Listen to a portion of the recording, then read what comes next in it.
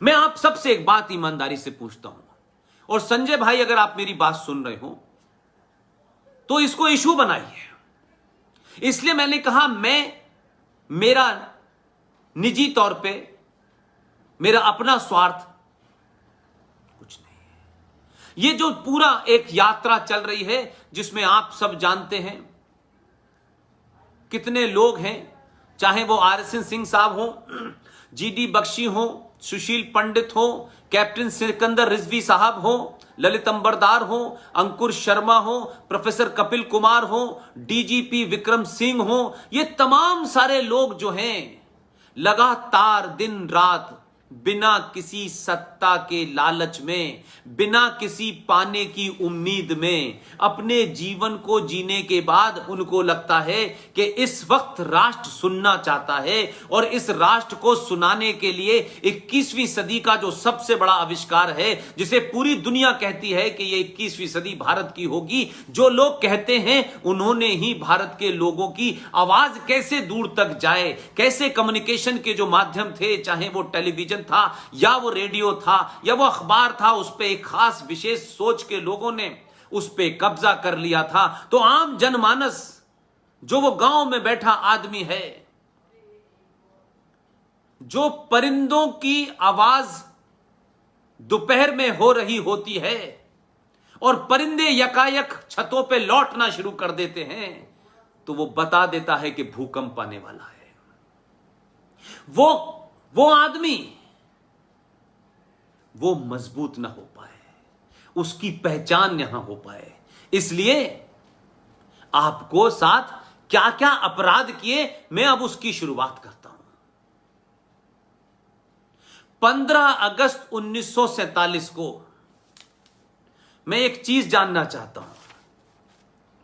मैंने पढ़ा, किताबों में पढ़ा, जो किताबें हैं उसमें मैंने पढ़ा कि जब वंदे मातरम को लेकर के, जो वंदे मातरम इस आजादी का एक बहुत बड़ा ऐसा जोशीला नारा था जिसे लगा करके लोगों ने आजादी की लड़ाई में कूदे, जवान लोगों ने अपनी जान न्यौछावर कर दी। लेकिन मैंने कहा कि मुगल चले गए, लेकिन उनकी नाजायज कन्वर्टेड औलादों ने इस देश के साथ जघन्य अपराध किया। मैं कुछ शब्द हार्श बोलता हूं इसलिए कि आज सच को सच में और उसी भाषा में बोलना चाहिए, क्योंकि आज की ग्रामर में आदर्श नहीं है, क्योंकि हमें आदर्श की किताबें नहीं पढ़ाई गई, हमें यही बताया गया। लिहाजा मेरी मजबूरी है कि मुझे बीच बीच में वही शब्द बोलने पड़ते हैं जिससे शायद बात पूरी ताकत के साथ, बात पूरी पैनेपन के साथ आपके गले उतरे। हमको क्या बताया गया कि साहब वंदे मातरम से बड़े सारे लोगों को तकलीफ है कि वंदे मातरम में देवी देवताओं के नाम आते हैं और उससे मुसलमानों की भावनाएं जो हैं वो ठेस पहुंच जाती हैं। ये 1947 और 1937 और 1927 की बात कर रहा हूं। और कौन थे? 37 की बात कर रहा हूं जब मुस्लिम लीग थी। 40 में मुस्लिम लीग ने लाहौर में रेजोल्यूशन पास किया 23 मार्च को कि पाकिस्तान बनेगा। 37 में वो मुस्लिम लीग का लीडर है, भारत में रह रहा है, पाकिस्तान बनाना चाहता है, लेकिन उसे वंदे मातरम पे ऐतराज है। और मक्का में पैदा होने वाला, जिसका वालिद, जिसके बाबा, जिसके अब्बा जान मक्का के थे, उसकी मां मदीने की थी, जिनके खानदान का कोई आदमी भारत में नहीं था, वो मक्का में पैदा होता है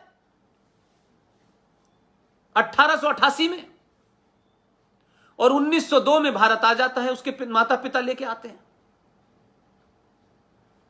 कहीं सुना है आपने लोग अपनी संस्कृति, अपने संस्कारों वाली जगह जाते हैं या ऐसी जगह जाते हैं जहां उनके संस्कृति संस्कार मिलते ही नहीं है?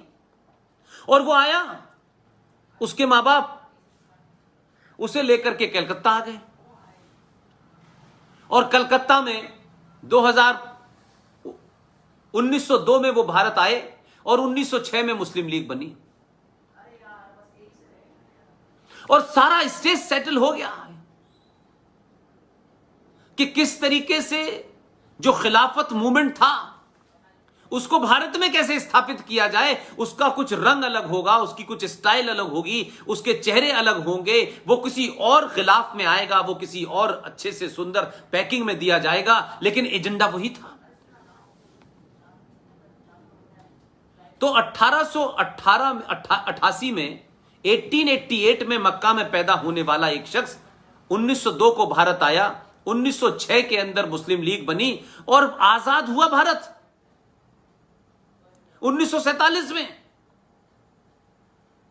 लेकिन राजनीति देखिए, लोग अपने कैसे मिशन मोड पे आए थे। इसलिए हम आज के युवाओं से, सनातनी युवाओं से कहता हूं, अपने जीवन को मिशन मोड में नहीं लाएंगे आप, तो भारत राष्ट्र को अंदर से खोखला करने वाली ताकत कामयाब होंगी।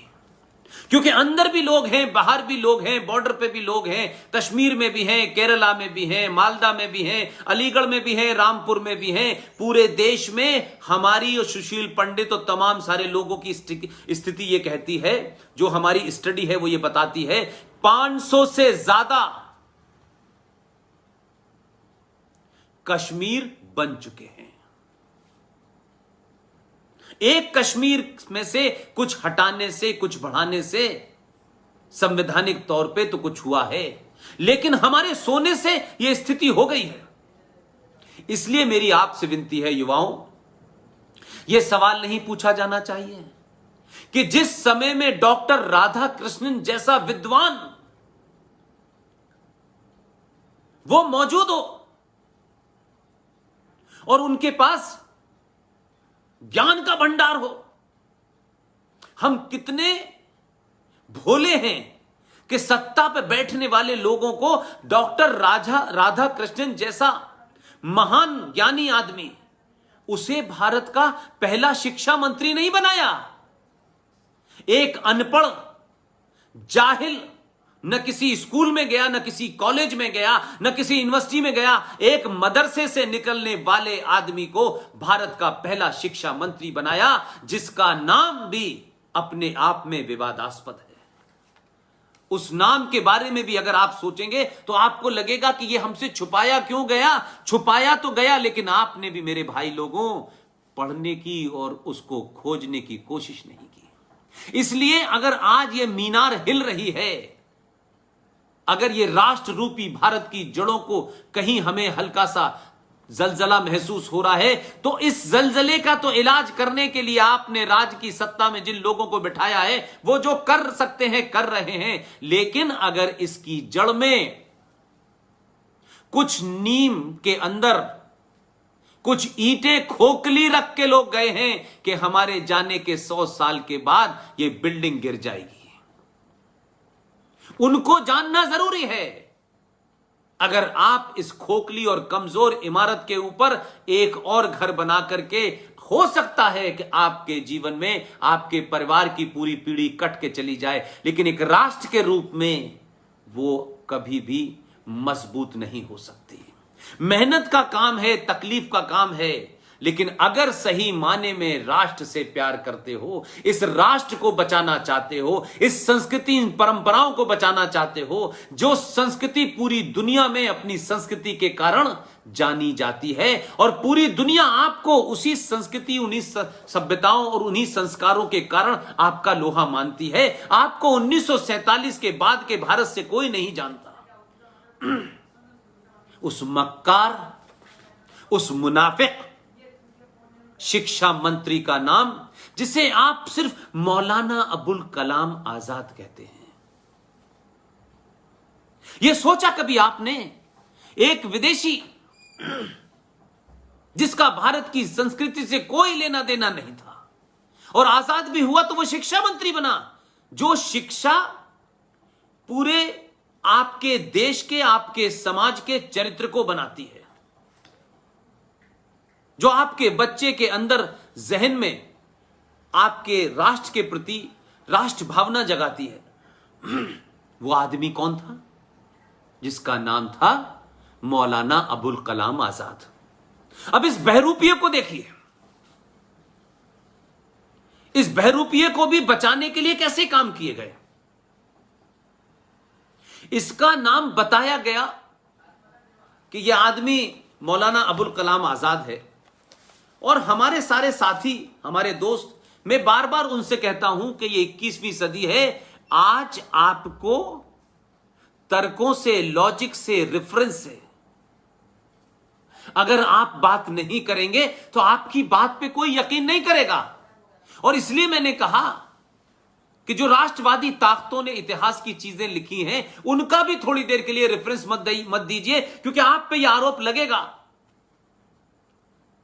कि जो इस्टेब्लिश महान इतिहासकार जो पैदा थे उन्हीं में से कुछ निकालना है और उनको इतना कॉर्नर करना है कि न सिर्फ उनकी बोलती बंद आ जाए बल्कि उनकी आने वाली नस्लों को यह एहसास हो जाए कि भारत का 21वीं सदी का युवा, 21वीं सदी का सनातनी जाग गया है। अब वो आपको छोड़ने वाला नहीं है। आपको चौराहे चौराहे, गली गली, मोहल्ले मोहल्ले, यूनिवर्सिटी में आपको घेरेगा और इस बात से नहीं डरेगा कि अध्यापक जी अगर नाराज हो गए तो फेल कर देंगे, क्योंकि डिग्री मिलने से नौकरी मिल सकती है, डिग्री मिलने से राष्ट्र नहीं बचेगा। और ये डिग्रियां किसी काम की नहीं है, इन डिग्रियों से राष्ट्र नहीं बचता।